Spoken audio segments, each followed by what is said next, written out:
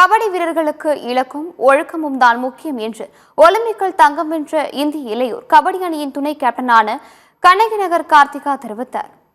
மதுரை சிந்தாமணி பகுதியில் உள்ள தனியார் மருத்துவமனையில் தமிழகத்தில் பல்வேறு பகுதிகளில் கபடி போட்டியில் காயமடைந்த 8 பேர் சிகிச்சைக்காக அனுமதிக்கப்பட்டனர். அவர்களை சந்தித்து இந்திய இளையோர் கபடி அணியின் வீராங்கனையும் வீரருமான கண்ணகி நகர் கார்த்திகாவும் அபினேஷும் ஆறுதல் தெரிவித்தனர்.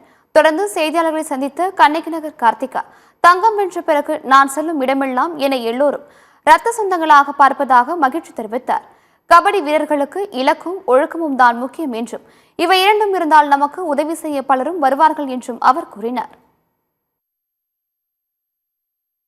பெண்கள் எல்லாருமே என்கிட்ட எனக்கு ரொம்ப பெருமையா இருக்கு, நீ என்னோட மகள் மாதிரி இருக்கமா அப்படின்லாம் சொல்றது எனக்கு ரொம்ப ரொம்ப சந்தோஷமா இருக்கு. அவங்களோட பிளட் ரிலேஷனா என்னை எடுத்துக்கிறாங்க. இப்போ பஸ்ல போகும்போது கூட பெரியவங்க கூட வயசானவங்க கூட நம்மள உட்கார சொல்றாங்க.